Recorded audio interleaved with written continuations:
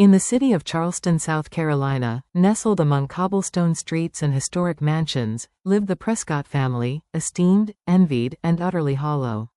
At the heart of their porcelain facade was Cassandra Prescott, a fiercely intelligent woman with eyes like storm clouds and a heart that had been broken too many times to count. Cassandra had been married to Nathaniel Prescott for 17 years. To the world, Nathaniel was the embodiment of success, a celebrated architect with charm dripping from every calculated smile, the kind of man who hosted charity galas while sipping vintage wine and discussing urban design. He was adored by clients, respected by peers, and idolized by the community. But Cassandra knew the truth. Nathaniel had mastered the art of masks. His was built not from porcelain or cloth but from lies, manipulation, and charm that could suffocate the truth. Behind closed doors, he was cold, strategic, and quietly cruel. He dismissed Cassandra's opinions, mocked her passions, and treated her like a trophy he could polish when needed and hide when not. Still, she stayed. For their daughter, Sophie. For the illusion. For fear of the storm that would come if she shattered the glass walls they lived behind. Until the affair. It wasn't just that Nathaniel cheated, Cassandra had long suspected his disloyalties. What shattered her wasn't who it was with, Camille Foster. Her best friend, her confidant, the godmother to Sophie. Cassandra discovered it on a rainy Thursday when she found Nathaniel's burner phone tucked in the glove compartment of his Jaguar. She knew better than to ignore it. Her hands trembled as she scrolled. Photos, messages, voice notes. Explicit, deceptive, shameless. The affair had been going on for nearly a year. Worse, Camille had helped Nathaniel gaslight her. Every time Cassandra voiced her doubts, Camille would assure her, "He adores you. Don't let insecurities ruin what you have." It was too perfect, too rehearsed. Cassandra broke. But she didn't scream. She didn't confront. She didn't crumble. She documented. She took screenshots, printed messages, backed up files, and stored copies in multiple places. She hired a private investigator. What she discovered wasn't just infidelity, it was betrayal layered like an onion, each peel revealing rot. Nathaniel had embezzled money from his architectural firm.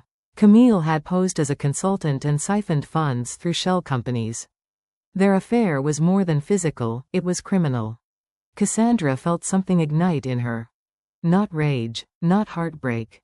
Purpose. She crafted a plan, not of revenge, but of reclamation. Step 1. Play the role. She kissed Nathaniel goodbye in the mornings, hosted parties, laughed at jokes she'd heard 1,000 times, and slipped into gowns like armor.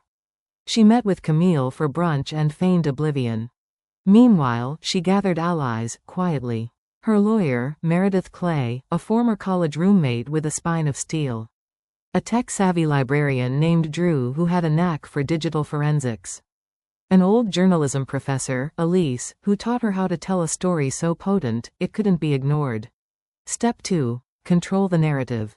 She began writing an anonymous blog, The Last Mask. Each post was a chapter. Names were changed. Details weren't. She described the emotional manipulation, the hidden embezzlement, the performative marriage, the double betrayal. It went viral within weeks. People speculated, dissected clues, and tried to guess the identities. Charleston buzzed with whispers. And Cassandra smiled in the dark. She waited for the right moment. Sophie's 16th birthday was approaching, and Nathaniel was planning an extravagant masquerade ball at the family estate. The theme: truth behind the mask. Cassandra nearly laughed when she saw the invitations. She said nothing. The night arrived. The estate shimmered with fairy lights and gold-accented decor. Guests in elegant masks danced under crystal chandeliers. Nathaniel made a grand toast, arm around Cassandra's waist, unaware of the knife she'd been sharpening for months. Cassandra stood on the balcony, watching the glittering crowd.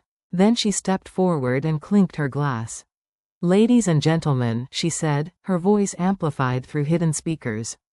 "Tonight is a celebration, but also a revelation." A hush fell. Behind her, the projector screen came to life. Emails, bank statements, surveillance footage. Nathaniel's mask slipped as the crowd gasped. Camille dropped her wine. Cassandra narrated it all, calm, composed, devastating. Everything you're seeing has been corroborated. Every penny traced. Every betrayal documented. This isn't about vengeance. It's about truth. Chaos erupted. Police arrived moments later. Meredith had ensured warrants were ready. Nathaniel was arrested. Camille too.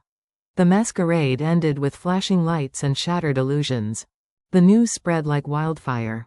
Cassandra's blog hit international headlines. Her identity was revealed, but by then, the narrative was hers. She published The Last Mask as a memoir. It became a bestseller. Sophie, once confused and angry, now saw her mother with new eyes. She chose to live with Cassandra, disowning her father without regret. Cassandra started a foundation for women recovering from emotional abuse and betrayal, offering resources, legal aid, and a platform to speak. She didn't date, didn't need to. She wrote, she built, she healed. And when people asked her how she did it, she always smiled and said, "Truth is the sharpest blade." And I made sure mine was polished. He wore the perfect mask. But I was the one who designed the stage.